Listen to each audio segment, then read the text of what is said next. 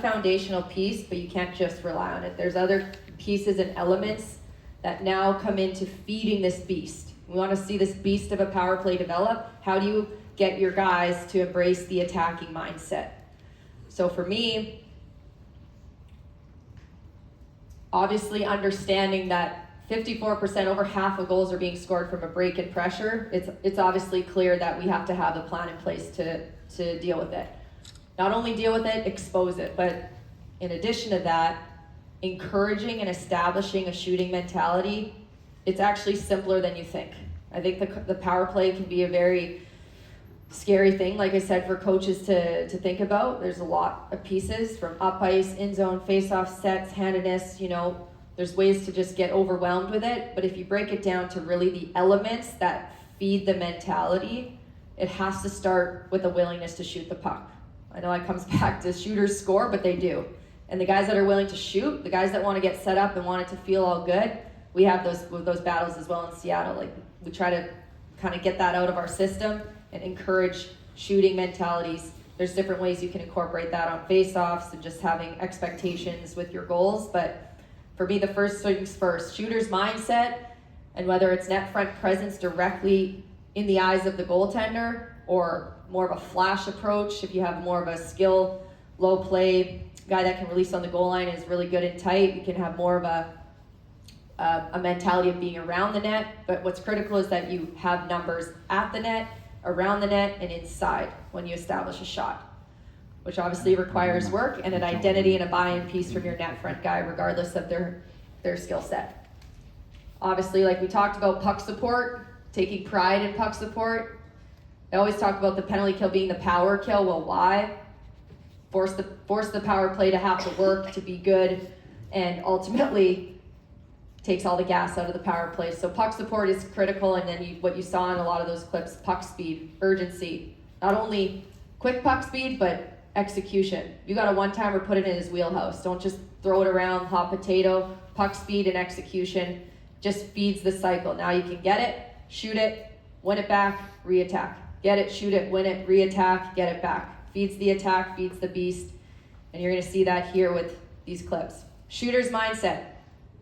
Shot, creates a broken play, pressure's coming, automatic, inside, before they can recover, empty net. Shooter's mindset. Shot first, willing to shoot through a screen, shoot for a stick.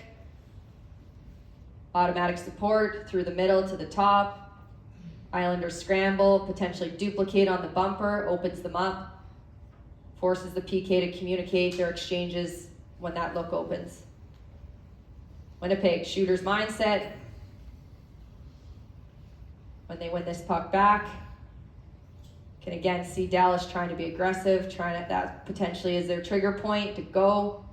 Now there's a willingness to work to the far side, create the 3-on-2, and attack what they see. Don't think that's a scouted play. That's just thinking and playing hockey and finding what's available and attacking what's available. Same thing here with Berkey. Shooter's mindset. Get it to the net. Shoot for Ebbs' stick. Shoot for his leg. Shoot for his stick. Hyman does probably the best job of that in Edmonton if you want to look at extending the net from your net front guy. Now again, would love us to be right in his eyes, but it's a shot mentality. You can see us working into our autos. We win it back. Again, by Berkey, same look opens up. Now it's in our favor. New Jersey, much like Edmonton, likes to skate. A lot of these small, skilled guys that can make plays on the move, tons of movement, opens them up. Probably should have been in a goal, but it's not. Now it's a 50-50. Columbus doubles. Immediate support in through the middle bumper. And now this is key part of the net front presence I wanted to talk about. I always talk about with our guys, denying sight line of pass or shot. Depending on what we're scouting or what's available, you can see here he denies the sight line. Goalie has to work to find it. Quickly opens up a low play. Same thing with Jersey here. Shooter's mindset.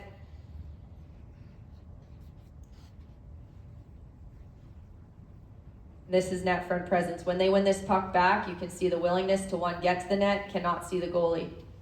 This is doing your job, and also the courage and willingness to shoot through it. Some players fade away from wanting to shoot this puck and want to give it back over the top. Just a willingness to get it there. If you can find a lane, Those are miserable goals and looks for the goaltender. Again, bobbled puck. Now Capitals are going to be aggressive, ready to go. Quick 2-on-1 at the net, they attack it. Secondary attack. You can see the duplication by Washington. Now they're forcing who's got the top. Now we've got a line of 2 from the bumper and the net front working to the net, which creates numbers inside and presence for the goalie to deal with. Last couple pictures here again, shooter's mindset, first shot attempt, second shot attempt. Now Tampa scrambles, shit's gonna happen, falls down, but you can see they're broken down and they've got 3 guys around the net. That doesn't go in on the one-timer, there's good odds of him winning that puck back inside. From the face-off here with Vegas, shooter's mindset, 2 guys going to the net for a second, win it back. Much like the last clip, you can see the sort out here happening. Anaheim in orange, line of 2. Just urgency, up, over, numbers inside, and they get rewarded.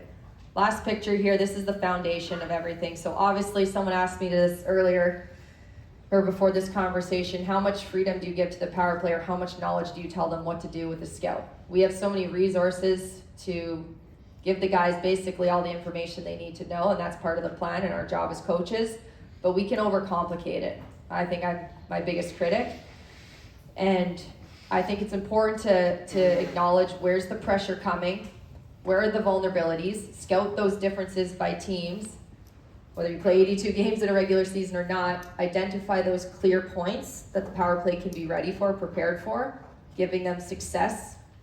But ultimately, you can see from the foundation, it just allows the players to play. So I always tell our guys, work into your spots, attack what's given. Now it's through the middle, up, over, whether that's a scouted play or not, but that's what they're gonna give Vegas. This is one of the most aggressive PKs. It's always an unorthodox picture with Chicago. They're one of the best teams with their PK. And so ultimately just creating that predictability so you give the power back to the skill guys, the thinkers, to just attack what you see. I'm not in the moment as your coach. I can't tell you the play to make. You see it, make it, and let's coach around it and through it. So really the key takeaways for me and thinking points for you